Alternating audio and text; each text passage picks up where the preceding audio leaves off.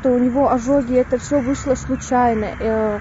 Это все получилось чисто случайно. Он сам обжегся от печку. Ему никто насильно руки не обжигал. Я никого не защищаю, никого ни в чем ответственности не снимаю. Да, виновата я, да, виновата Коля. Но насильно причинить ему боль никто этого не хотел. Также и меня. Почему?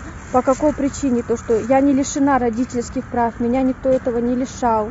Но меня почему-то все равно ограничивают от сына, насильно меня выгоняют с палаты, агрессию мне предоставляют, то, чтобы я рядом с ребенком не находилась. Свидетельство о рождении. Все, свидетельство о рождении. Он даже не вписывается. Насчет документов, да, документов у нас нету. Это все по Колиной причине. Перед тем, как обратиться к Саше Самаркиному за помощью, Коля влез в долги, где он отдал документы, отдал детские документы и свои все документы он отдал. Поэтому нам тогда говорили, что документы сожгли, требовали деньги какие-то.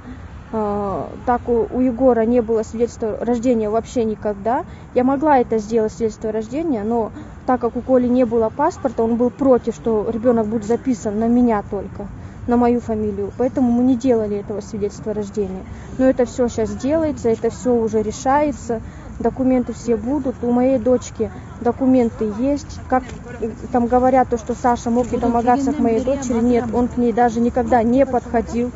Ее осмотрели, с ней все хорошо, она находится у моих родителей, с ней все хорошо, а ее никто не обижает, не обижал до этого никто.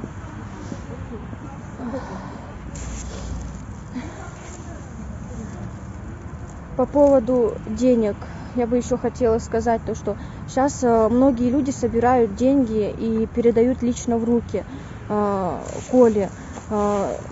Я попрошу лично от себя, не нужно этого делать, потому что ребенок ни в чем не нуждается.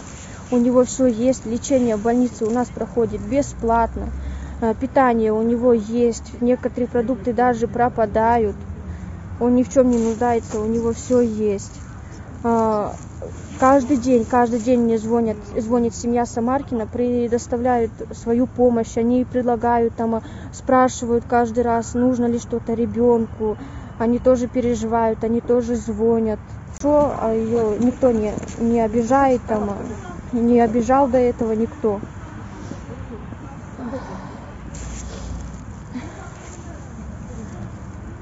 По поводу денег я бы еще хотела сказать то, что сейчас многие люди собирают деньги и передают лично в руки Коле. Я попрошу лично от себя, не нужно этого делать, потому что ребенок ни в чем не нуждается. У него все есть, лечение в больнице у нас проходит бесплатно, питание у него есть, некоторые продукты даже пропадают. Он ни в чем не нуждается, у него все есть. Каждый день мне звонит семья Самаркина, предоставляют свою помощь, они предлагают, спрашивают каждый раз, нужно ли что-то ребенку. Они тоже переживают, они тоже звонят каждый день.